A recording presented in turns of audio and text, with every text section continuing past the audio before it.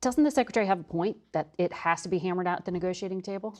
This absolutely will end at a negotiating table, like most conflicts will. But what happened on Friday was a historic embarrassment for the United States. There's no other way to put it, right? You listen to what Marco Rubio and the president have said. They keep on saying they're dedicating time. They're making it a priority. They're focusing their attention on it.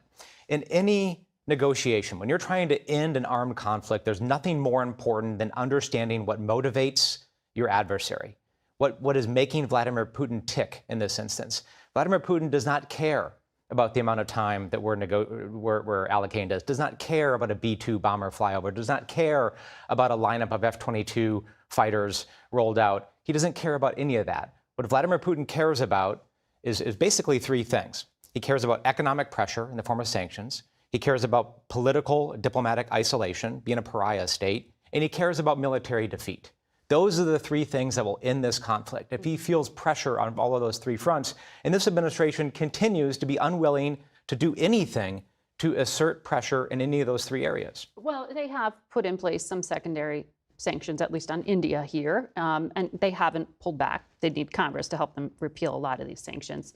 But bigger picture, in hindsight, do you think the United States to date has been too hesitant to actually help Ukraine win this war? President Obama did not send offensive weapons to Ukraine. President Biden was criticized for being perhaps too slow in delivery of certain weapons. Yeah, there's no doubt. As you know, I was one of the members of Congress that on a bipartisan basis pushed really hard in the first 2 years of this war under the Biden administration to do more, to do more quicker. And I was concerned that we were doing just enough to prevent Ukraine from losing and not doing enough to help them win. And I do believe that had we done more and we had done it faster, and that we were willing to be more aggressive in providing aid and support for Ukraine, then they would be in a different position on the battlefield today.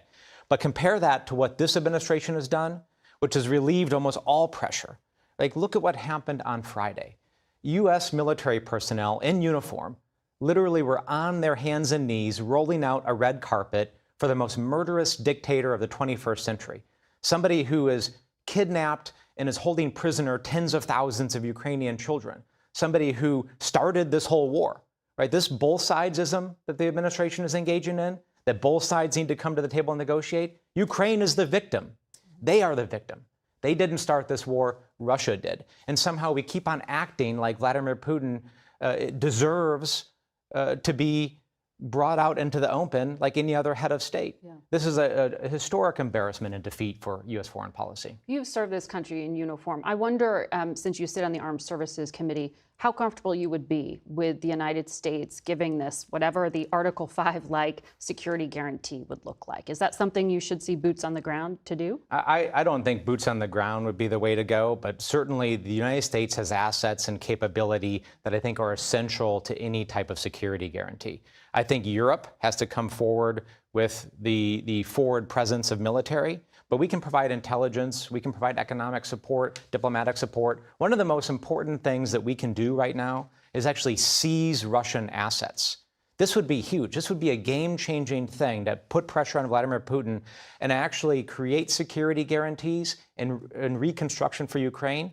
There's over $150 billion of seized Russian assets, and the United States could lead a coalition to seize that money, yes, allocate it towards reconstruction, allocate it towards security, allocate it towards the building of a Ukrainian military that could actually resist Russia going forward. But this administration is unwilling to do it. Last administration was too. That's right. They did agree to the legislation. But on the immigration front,